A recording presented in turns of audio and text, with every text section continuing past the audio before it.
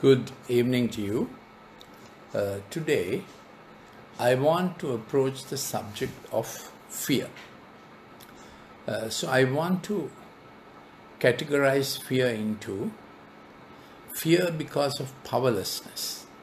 That is, when you are unable, inadequately skilled, not equal to the task, you have fear.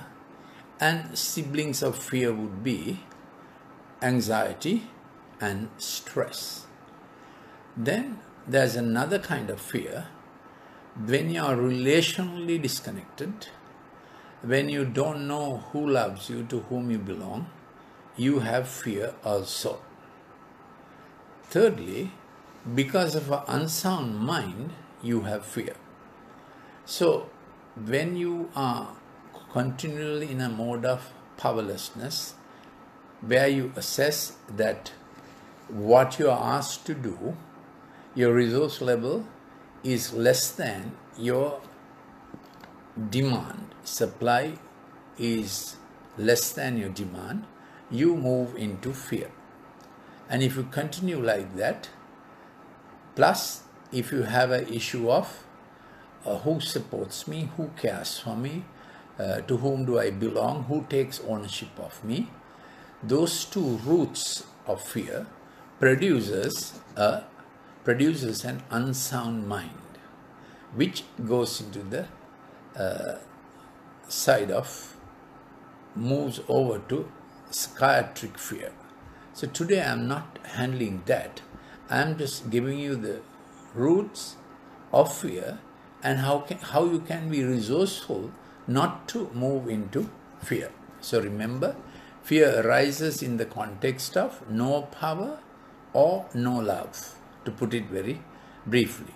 So a child who soon after being breastfed and very satisfied is completely comforted, confident that the child has all she or he needs and is quite well looked after, providing the basic need of food and love. So from that we move on to someone who could have been responsible for you, who could have saved you from the trouble. Then you had fear because of powerlessness in the situation. Now the flood is over. But because that person whom you thought will come and salvage you didn't do that, in spite of the flood being over and you are safely in safe territory, you have a relational fear. He will let me down again. Just take, for example, he will let me down again. So next time around, when you just see some water, you may get fear. Suppose the incident happened in a boat or a ride, you may not even want to get onto a boat ever or get onto a water situation ever. Then it has become unreasonable fear, out of place fear. So what's happening? Initially it was an incident when your fear was reasonable. You are powerless and fearful, that's okay. But it got attached that someone who could have helped you greatly didn't help you. Then you have a mistrust or break of trust situation. So moving from a situation of powerlessness and in a situation of reasonable fear, now anytime you have to go through water or rain starts and you feel threatened that this rain may get inside my house, quite out of proportion to the original incident. Now these things play up on the amygdala, hypothalamus, and now you are into bottom-up regulation of being driven by the last fear. Similarly, you can be driven by the last thrill, you can be driven by the last grief, you can be driven by the last danger. So that is the déjà vu situation, because the medical term déjà vu is that from something that happened in the past is making you impulsively push forward. So when we are into thinking and doing empathic executive, our prefrontal cortex is involved. When we are into imagining, our temporal lobe is involved. Now imagination is good in the sense of when you're going somewhere, you see a dangerous road, curves with a slope on the other side.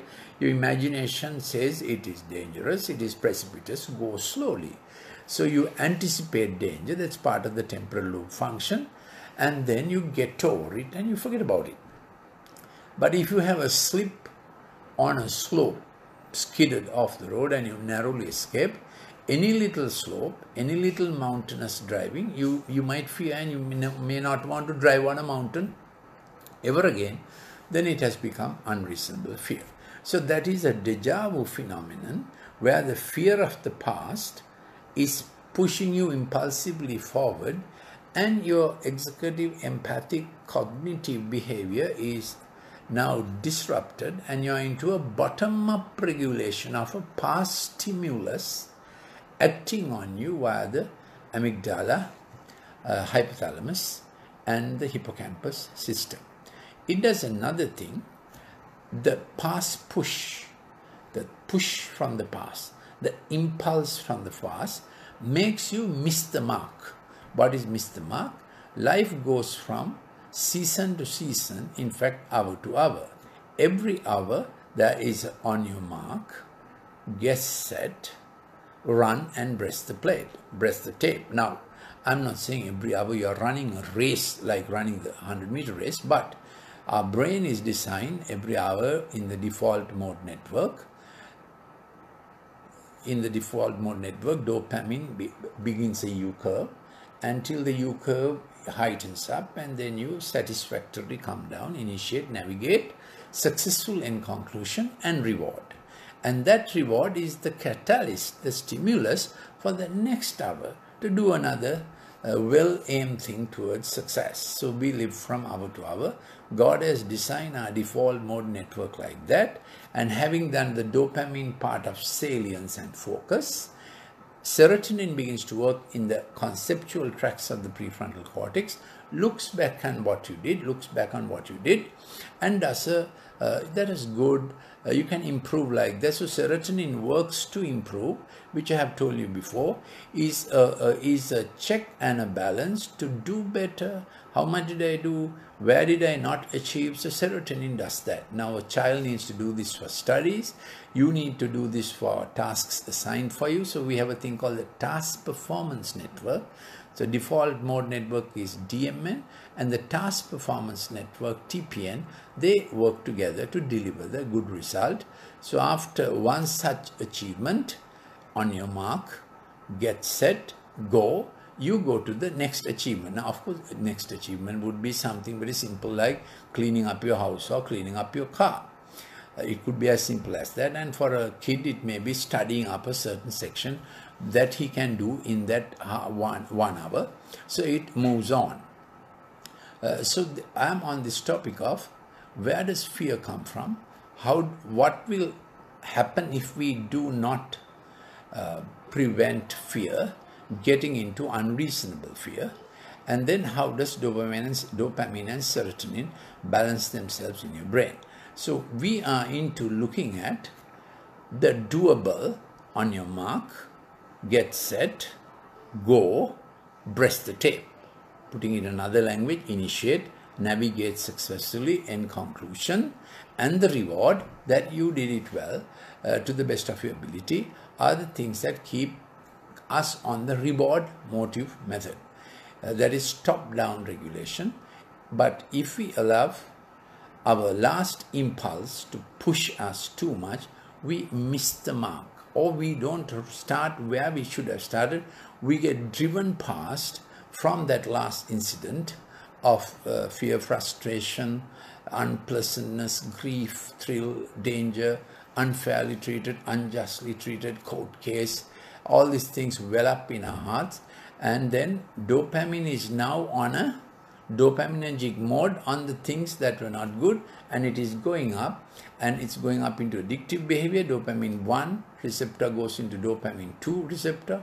Dopamine 1 receptor is physiological, dopamine 2 receptor is addictive, and that last bad thing is the temporal lobe has got active almost above the prefrontal cortex and is now driving you into the bottom-up regulation. To add to this, You also have, if you get into too much imagination, not only the past drives you now, fear or grief or whatever it is, you project it to the future. Now temporal lobe does the future thing of pulling you from front, attracting you from front, in fact distracting you into expectation of fear, expectation of peril, expectation of judgment, expectation of failure. What else do you want to act? Expectation of grief. Now my mother died so suddenly, now my father will also die.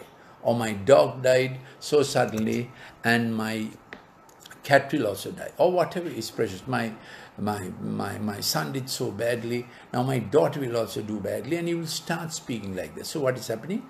Deja vu came from behind and you miss the mark. Now jamau is, it's two French words. Jamau means the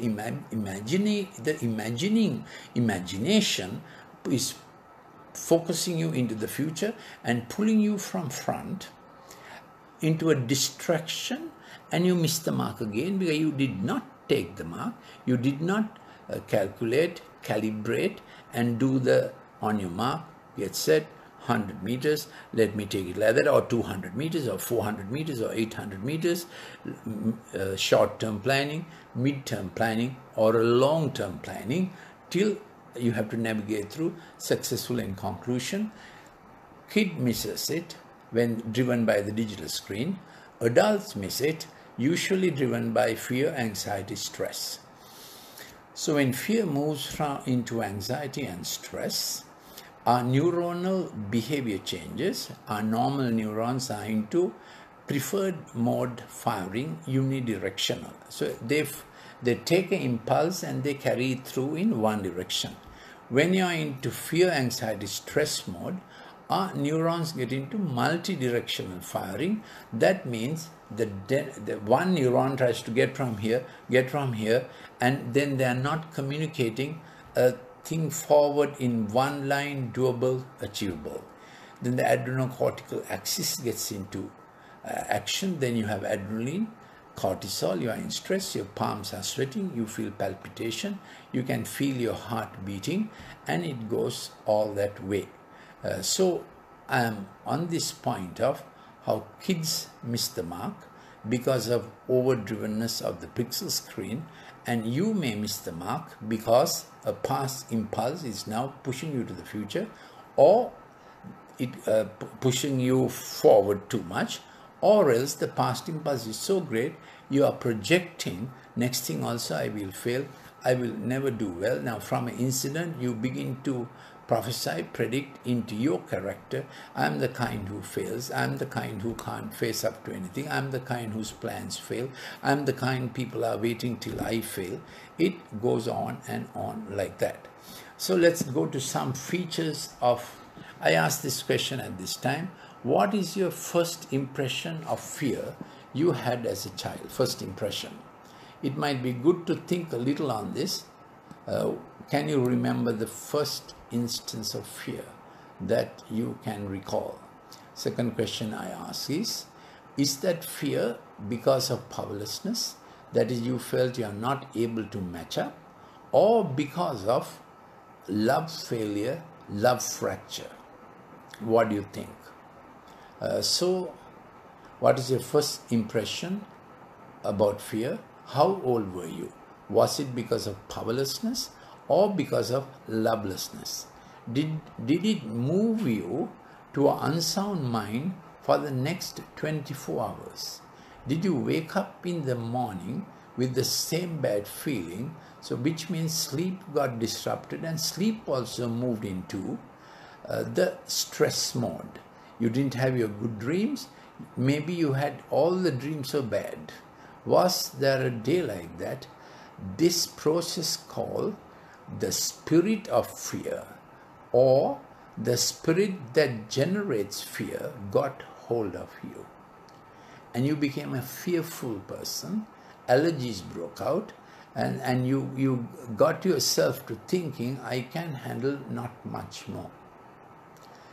Now I want to tell you that when God our Father designed us, he being a father and put us into a good family to enjoy our parental love. We were of a spirit of love. The Greek there is genitive, that means the spirit that generates love, that expects kindness and gives kindness, expects gratitude and gives gratitude, has thanksgiving and gives thanksgiving. And you automatically think, I need to share what I have. That's how siblings do when they are 3, 4, 5, 10, come 14, you remember, you're not as nice as the fellow that was at 12, correct? And if the home is stressful, the fellow might become nasty before 12. So 2 things are happening. You are now not of a spirit of love. You are now generating fear in the simple things. And fearful people will also threaten and intimidate. Intimidated people intimidate themselves. That is one thing. Other thing is that you give up the complementation mode and you get into the competition mode. You give up the giving and sharing, getting and giving equally, and you get into a mode of I want to get somehow, anyhow, and your balance goes off even in your family life as a sibling or in marriage as partners.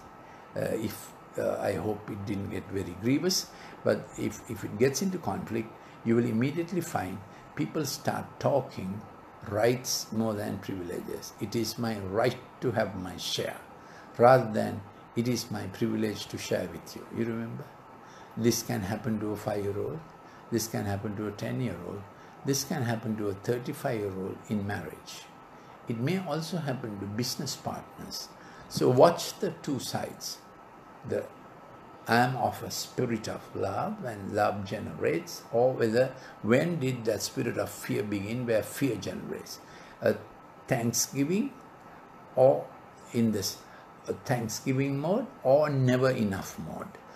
Then expectation of good versus expectation of evil. Moving towards success, towards expectation of failure. Did you understand? Then then I need to get into now I began on the premise that every day there's a on your mark, get set, run the race, breast the tape, a good reward. Now, every day good reward is not a award ceremony, cup being given, trophy being given, you're written up on the first page of the newspaper. But every day good report may be simple family stuff. The son hugs you, daughter says, Dad, this happened. Or between spouses, there's a good sense of alchemy and chemistry. Those are also great good rewards that daily add up to a successful life, satisfied life, and also supplying life. Successful, satisfied, supplying. I call it significance. Why do I say supplying? Because sometimes we have moved on to the demand mode of life. Then I want to move a few more things about fear. A weaned child at the mother's breast is the best example of perfect confidence. So in our early years, our supply was guaranteed and our care and love was guaranteed. Now, if that was not so, both in the area of power and in the area of love, we may have fracture, we may have fear, we may have mistrust. Few more questions. A few more things I'm recapitulating. So I began with the flood story, and the flood fear was quite reasonable. It nearly drowned the vehicle and you got out, or maybe a boat thing is more relevant. It nearly capsized and someone who could have easily helped you didn't help you. Last moment someone else came and helped you. Then besides the powerlessness feeling and the fear, you had an issue with that person who could have helped you and didn't help you. He saved his life first without even considering you. So the issue began with powerlessness and then it moves to lovelessness. This often happens in marriage with kids where they were not provided or they felt inadequate to the task. Then it became an inadequacy in the person. So take care of that for yourself or your spouse or your kids, that what is not enough in skill and equipment an ability does not move to something of not enough as a person, I can never do well. So with this incident, your threshold for fear could have come down. Once fear was reasonable, now anytime you see rain or you see water level rising, you say, I can't go out of the vehicle. Earlier I took the example of you driving through a mountain and a slope, and you have a sliding, you slid off, but you escaped narrowly, and you may get a phobia, fear, never to drive on mountains. I can't drive on mountains. What happened? From reasonable level of fear, threshold has come down. Now fear is evoked at a lower threshold. What are the situations where fear can become unreasonable or pathological or phobic? So that's a little more technical, but just be aware of that, in which case you need to get professional help. Now with fear, our brain chemistry completely changes. Our brain operates, I told you, begins with, when you're doing a task, begins with dopamine and then moves over to serotonin to check back and give you a good report. Good, that was good, but that needs improvement. So you end up 1 hour or the task or this day saying that is good, these are the areas of improvement. But if dopamine doesn't come down, you get into a mode of stress, adrenocortical system gets fired up or initiated, adrenaline high, noradrenaline high, cold hands, cold sweats, and then GABA does not get secreted properly at nighttime sleep, and then GABA is the induction for mea culpa, check you morally. Now man is not only chemicals, but big brain does the final delivery of fear. Man is spirit, man is heart, man is conscience, man is emotions, man, anything else you want to add? Then man is brain. The brain is the delivery point neuronally and neurochemically. Doctors can help here, but in some cases they can't help. So I always say in ADHD, attention deficit hyperactivity disorder, when kids come to me, before you get to methylphenidate or other drugs, let's try empathic learning therapy or empathic motor therapy.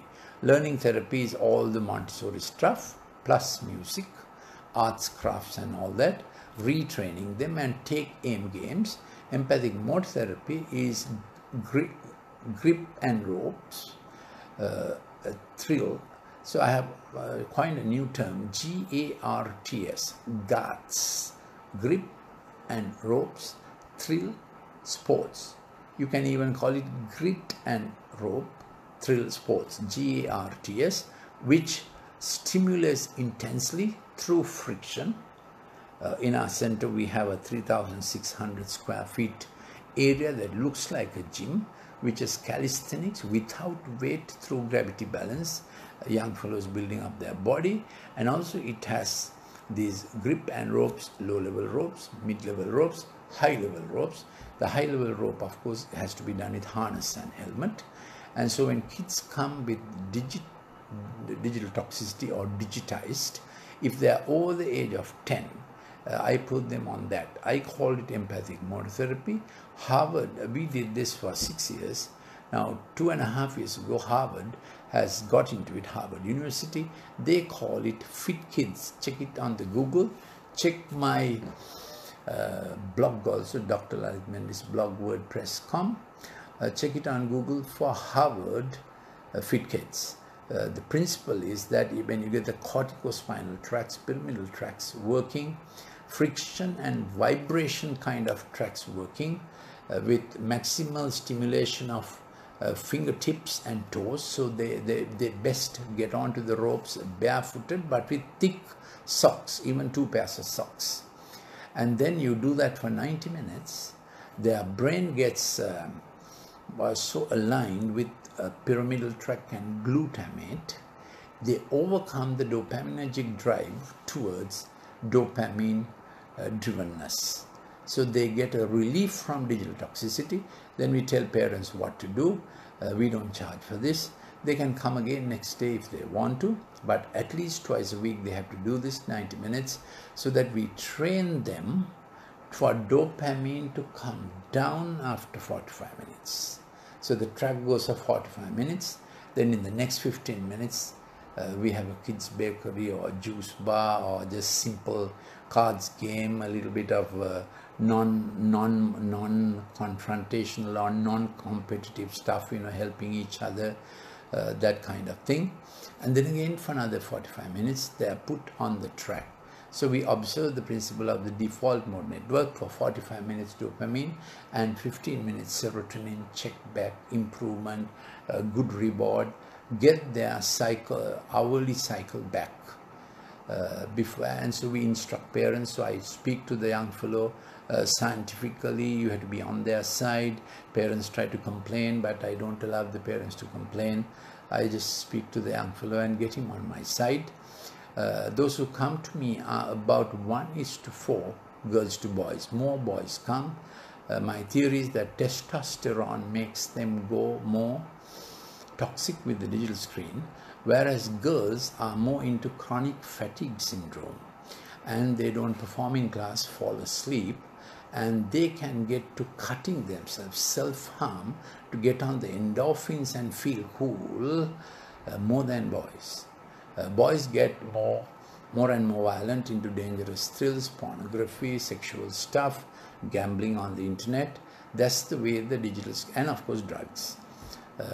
Cocaine is called electronic cocaine in UCLA experiments, because the digital screen is called electronic cocaine in UCLA research, and in Massachusetts research it's called digital heroin. But actually the pixel screen's effect is more like cocaine, where the dopamine doesn't come down, dopamine keeps going up, and dopamine 1, DA1 physiological receptor turns to DA2 addictive receptor, which is the foxhole conversion. You understand the word foxhole? When a soldier is confronted with danger within 4, 5, 6, 7, 8, 9, 10 hours, unrelenting, then he moves into the foxhole. Same with the boy or the girl on the digital screen. I have done this before. So I'm Dr. Mendis. My last substantive post was at head of Department of Pharmacology in a state medical faculty. I know some of you know me. I'm just saying this for others who may not know me and may be hearing from other countries. I live in Colombo, Sri Lanka, and I am reachable on this WhatsApp number +94 49 +94, beg your pardon, +94 77 49 59 214. And my former clips on COVID science, digital science, I call these clips happy hour, because I have pitched strongly that dad and mom at 7 p.m. must stop everything and give it to their kids. 1 hour is good, 2 hours is excellent. And in that mode, if you can go to the kids' bedroom while they are falling asleep, till their GABA begins to work, gamma aminobenzoic acid, and they become empathic. They become morally conscious, and they want to tell dad or mom, this went wrong, that went wrong, this bad thing happened. Get it out of them before they go to sleep. So please, 7 to 9, however brilliant you are, however hard worked you are, however politically savvy you are, 7 to 9, please give to your son and daughter. You can decide, if you have only 1 hour, whether you give 7 to 8 or 8 to 9. That falling asleep time, maybe some nights you can do one night, take it from 7 to 8 to be with them, other night take it from 8 to 9. So you establish a culture when the fellow is young, that you will come to the bedroom and sit down on his bed, sit down on a chair. Don't agree to no coming to my room is my territory. Never agree to this, never. Your son may be 20 years old, but he's your son. Your daughter may be 19 years old, but she's your daughter. Don't agree to this. Now, don't think I'm a dinosaur from a Jurassic Park. We raised up our only child like this. My daughter now is a senior lecturer in a medical faculty in Sri Lanka. She qualified in Sri Lanka, so it worked well for us. I'm recommending this strongly. Your best career is at home. Please, Dad. You may be a corporate magnate, but corporate can hire you and fire you. Your home can't hire you and fire you. That's your best career. So I say this all the time. A few more technical things. So when you're in the fear mode, you feel you're on a court case, and you may get to the point, even a child may get to the point, best form of defense is offense. Check your son or daughter. when they start reacting like that, then they need help.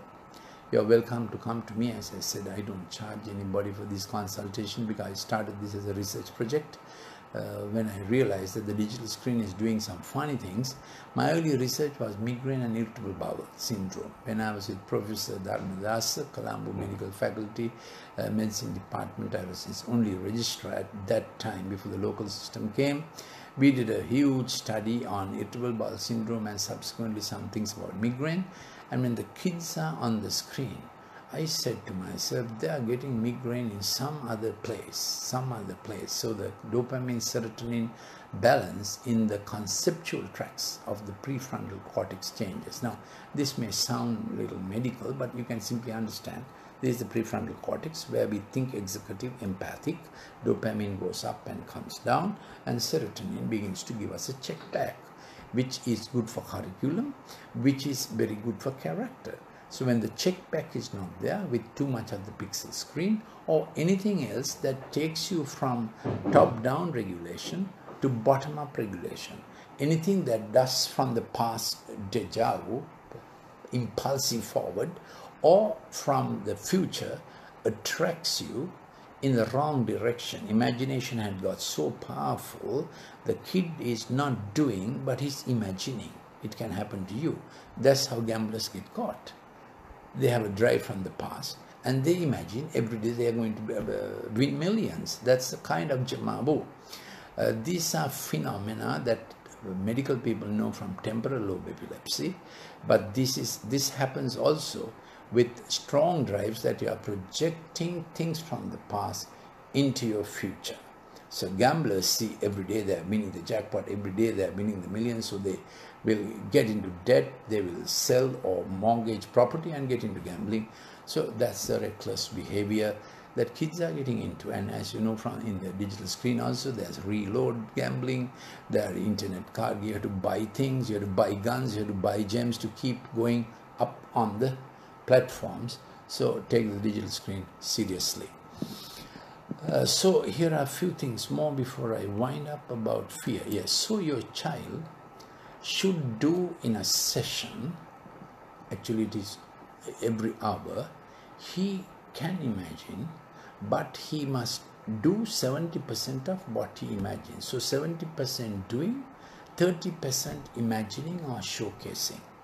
I did this before. Pictorial processing kids are more into imagining. Their kinesthetic acoustic tracks in the Prof. Howard Jenner model, their kinesthetic acoustic visual tracks are more activated than their intuitive, empathic, relational, linguistic and management tracks. So they are constantly imagining, and you add to that the digital screen spook, magic and whatnot.